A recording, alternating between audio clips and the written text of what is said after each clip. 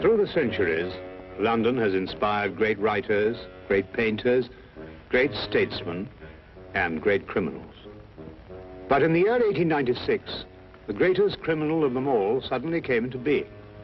His identity was unknown. He never left a clue.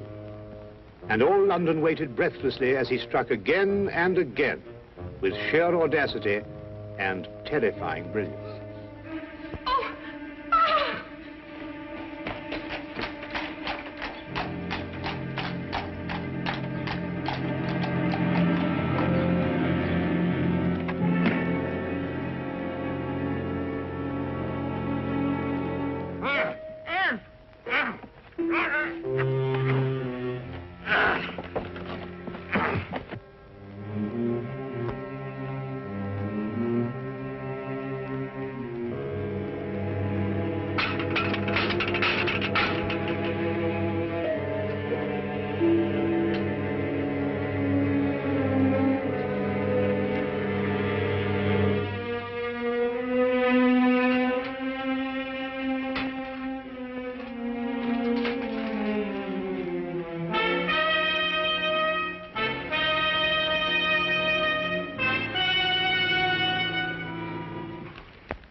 That's fantastic.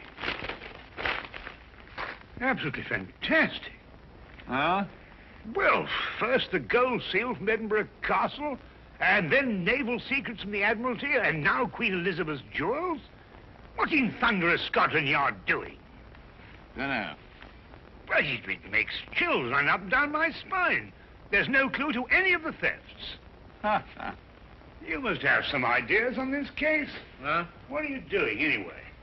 Research. Research? Holmes, do you realize this gang has been helping themselves to state secrets and national treasures? Have they really? Oh.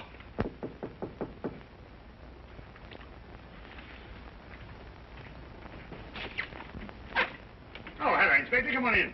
Good morning, Dr. Watson. Is Holmes in? Yes, he is, but our communications seem to be faulty. Oh. There you are, Holmes. Oh, good morning, Lestrade. You're up early. Well, you'd be up early, too, if every government official in London were breathing down the back of your neck. Yes, I must say that would make sleep rather difficult, wouldn't it? Holmes, I'll come straight to the point. I need your help. Indeed? It's these extraordinary thefts. Government stuff, you know. This man and his gang have evaded every trap we've set for them, and the commissioner's demanding results. I gather that your position is somewhat precarious and you wish to secure it, eh? Well, all right, Holmes. You can put it that way if you wish. Well, Lestrade, you know, there's only one thing for you to do. To regain the confidence of your superiors, you must go out and capture this criminal yourself. Well, goodbye, Mr. Holmes. Fine, Lestrade. Good luck. Lestrade, if I can be of any assistance, please don't hesitate to ask me. Thank you very much, Dr. Watson. Good day. Good day.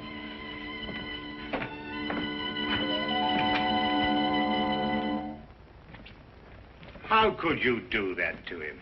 He did everything but beg you to help him. Well, it's the Yard's job to solve these cases. Besides, I'm always giving him help.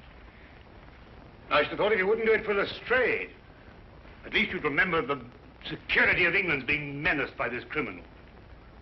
Now, look, I know you're pressed, Holmes, but you don't seem to realize the... That's a special blend of tobacco, Watson. You wouldn't like it. I'm sorry, Watson. I didn't mean to upset you. Oh, no, not at all. You just startled me. Sorry. Really. I'm just going out for a walk in the fresh air. Oh, yes, well, goodbye, Watson. Enjoy your walk.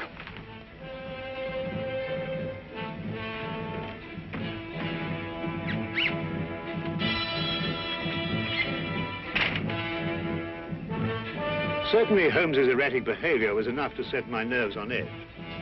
But now, suddenly, I was far more than upset, for I had seen something in that humidor. At least, I thought I'd seen something. Perhaps it was my imagination, my nerves. But I could have sworn that mixed with the tobacco in the humidor was a diamond necklace.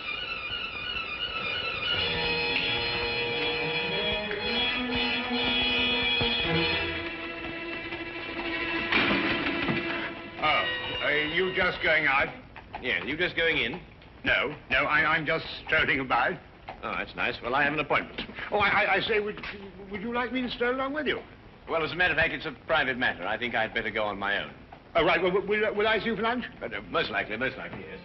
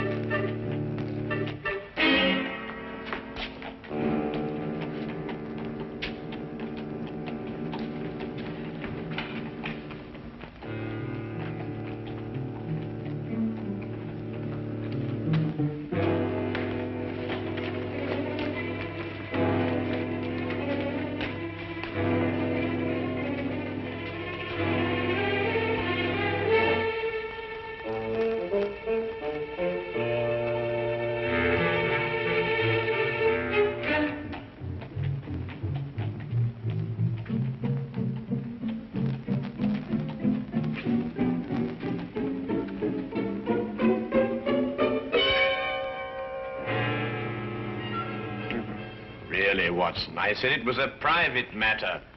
No, Look, I don't want you to think that Holmes, you must... No. Well, shall I be seeing you at lunch? I believe we've already discussed that. Yes, we already...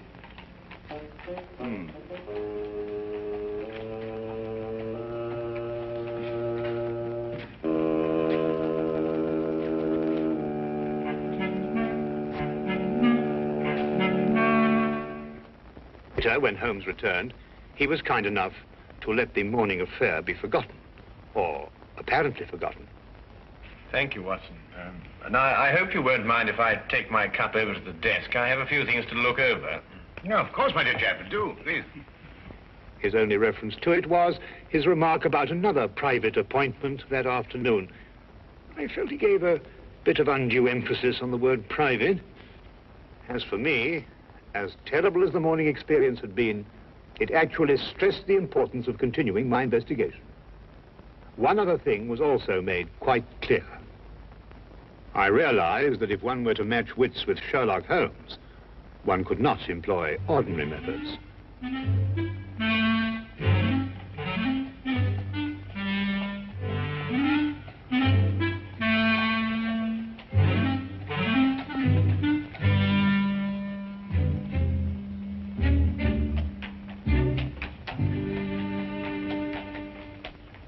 Charing Cross Station, please. I'm sorry, sir, this cab's engaged. That's all right. I'll double your fee. I'm sorry, sir, this cab is not available. But Belinda and I, we're eloping. We don't have time to, I'm very sorry, young man. I'll triple your fee. For the third and last time, young man, will you kindly go and elope with somebody else? Nobody understands us. Not your father or my mother, nor this cabbie. Come, Melinda. We will fight the world together. But we will prove our love.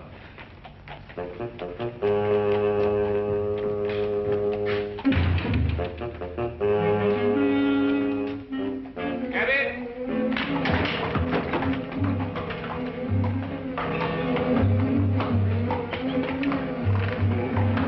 Number 860. What in heaven's name are you doing up here? This, sir, is where the cabbie usually sits. No. Really, Watson? I'm sorry, sir. I think you've made a mistake, sir. My name isn't... It's Sedgley, sir. Oh. Well, Sedgley, may I give you a word of advice?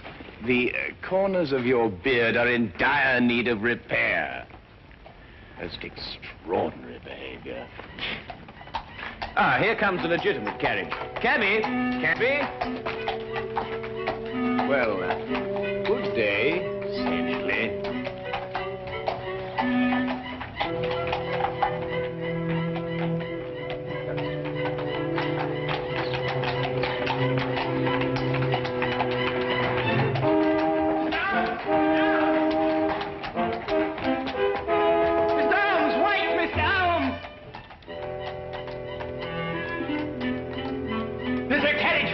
Ronnie? Yes, sir, yes. Good.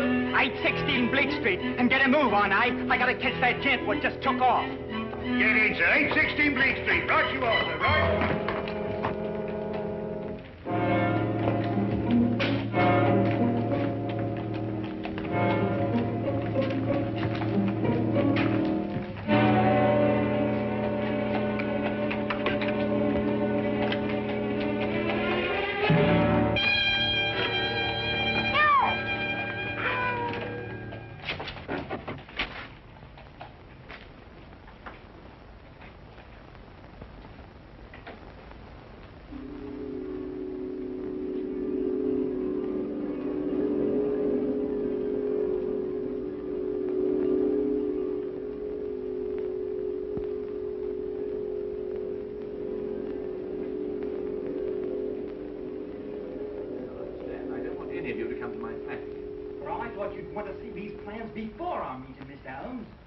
Minor difficulties, nothing serious.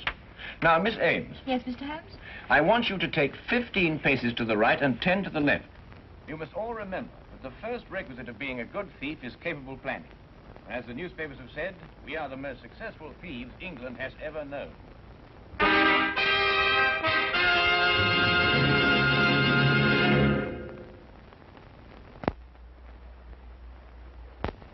And now, we return to the case of the neurotic detective. Repressed hostilities against society. I don't think Holmes will allow any probing. Not willingly, anyway. If only you could meet him ostensibly on a non-professional basis. If I could say you were a friend of mine. Excellent suggestion. Now, why don't you come to dinner? I could say we were friends from our student days. What are you having for dinner? Oh, well, never mind. Yes, I should be delighted. Right then, fine. I'll expect you at 7 o'clock at my flat, which is 221B Baker Street. I shall be prompt. I hope something can be done. Mr. Holmes's problem is really a very simple one. With skilled fingers, I shall mold him as one does a piece of clay. Good night. Good night.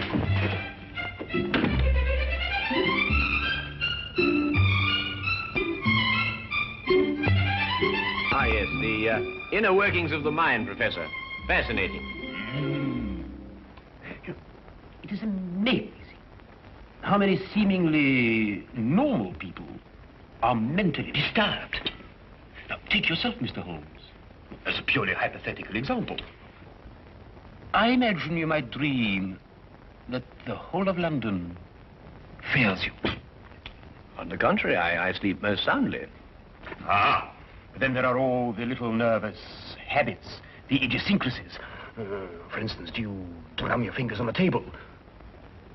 Do you ever pull the lobe of your left ear? Now, you know, it's interesting that you mention those things, Professor, because I've observed that you have 3 half-smoked cigars in your coat pocket, that your shoes have lifts in them to give you greater height, and that your fingernails are bitten down to the quick.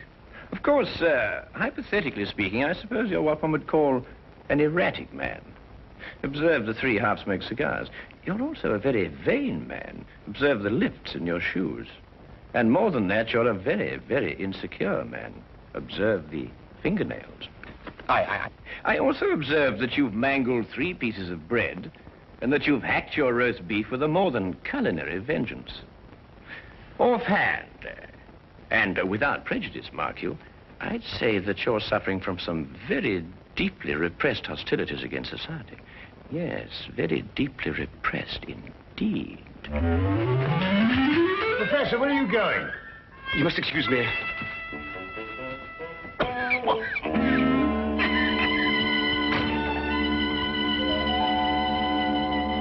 Extraordinary friends you have, Watson. Yes, indeed.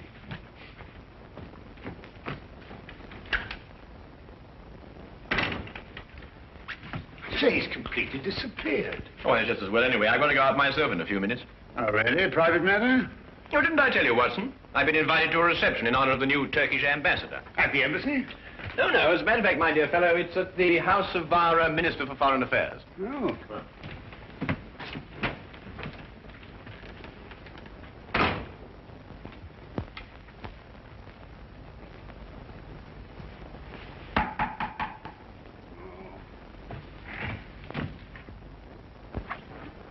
Good evening, Dr. Watson. Is Holmes in? I want to ask him a few questions.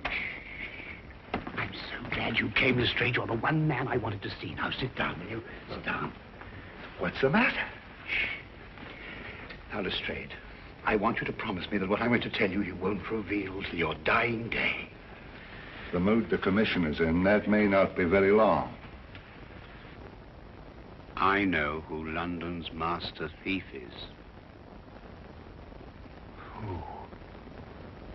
Holmes. Holmes? Holmes. Holmes! Shh. You're joking. I wish I were. Oh, but Holmes... I don't believe it. I can prove it. But that's not the point. The thing we've got to do is to stop Holmes, whisk him away and put him in a home somewhere. Yeah, but... Holmes? Oh, hello, Lestrade. I didn't know you were here. Oh, I, just happened to be in the neighborhood. Oh, good, good. Watson, I wonder if you could, look, can you fix this confounded thing? It keeps on popping up at the back. All right, hang on. I thought you hated formal affairs. Well, people change, you know, Lestrade. People change. Well, come on, Watson, hurry up. I want... Just a second. Very important to do this, you know. Very important affair. There you are. There you are. Good, thank you. Oh, Lestrade, tell me, how's that big case of yours getting on? Oh, fine. Terrible. We haven't a clue. Oh, I say, flowers. Yes, I'm escorting a rather beautiful young woman tonight. Rather picturesque, don't you think? Well, good evening, gentlemen. Well, enjoy yourself. Good night. Thank you, Watson. Thank you, Lestrade.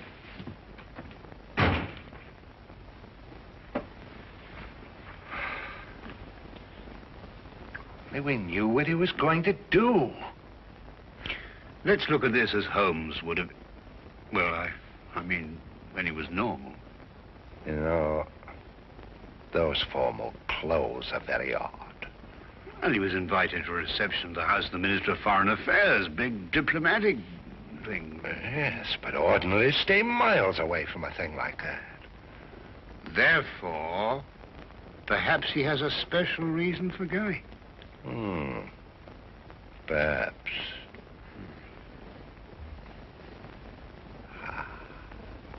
Yeah?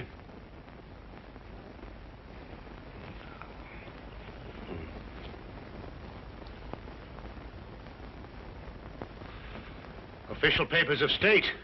Secret documents. In the minister's safe! Hurry, Watson!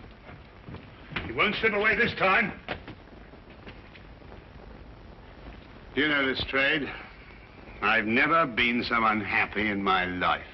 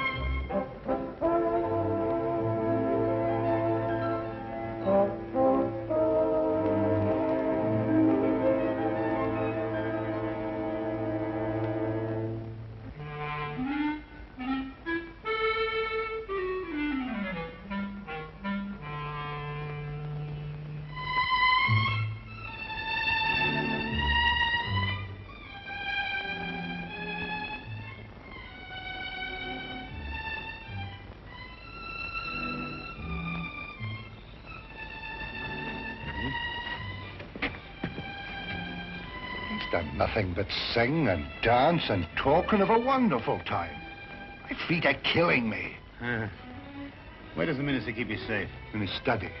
Well, we better get over there right away and be prepared for anything. I think the danger will increase now that the party's nearly over. You're right, Watson. Let's go.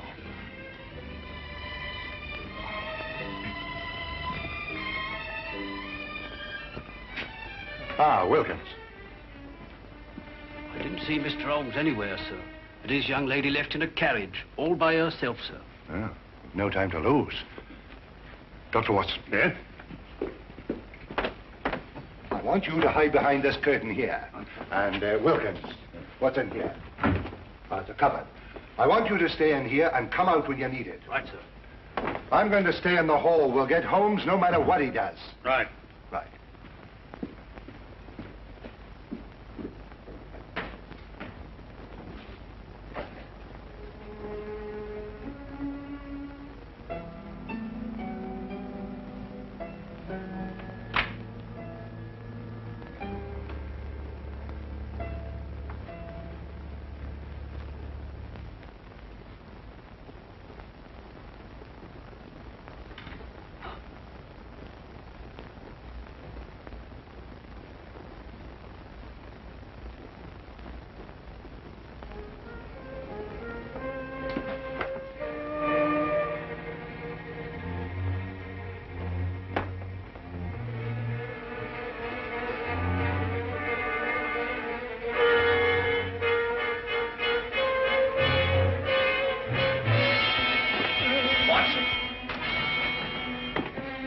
Found this chap sneaking around outside, Mr. Holmes. Good work, Toby. Now, look, Holmes, you don't know what you're doing. You're not well. You'll never get away with this, Holmes. I already have. Oh, Toby, would you be good enough to ask the commissioner to come in here, please? The commissioner? Of Scotland Yard? Well, naturally. Now, look, Holmes, I'll take you away to France or Switzerland and Spain. I mean, you'll have a nice long rest.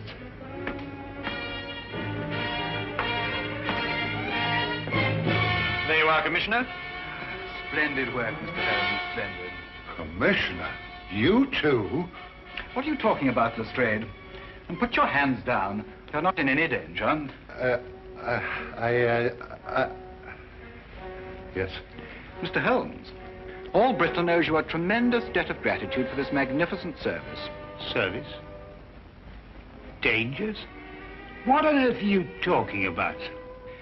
There had been a great deal of unrest in recent months regarding the adequacy of the measures employed to guard many of our national treasures and government secrets.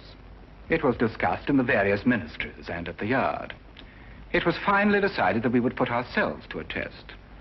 Mr. Holmes was hired as a most worthy adversary to our security. The results were most enlightening. A far tighter security system has already been planned. Working for Scotland Yard? But, Holmes, why didn't you tell me? Because the only true test could be obtained by keeping the utmost secrecy. Every personal reaction had to be genuine. The men from Scotland Yard were told nothing because they, too, were being tested. It was essential that everyone believe these thefts in order that the test could be accurate and worthwhile. And the reactions were most amazing at the Yard. And to think, Watson, you didn't trust me. Oh, I say, look here, Holmes. No, Holmes, really, you've got to listen to me, please. I mean, get my point of view. I mean, for all I knew, the whole British Empire was at stake. Well, yes, you have a point there. Come along, Sedgley. Oh, really, Holmes? Sedgley?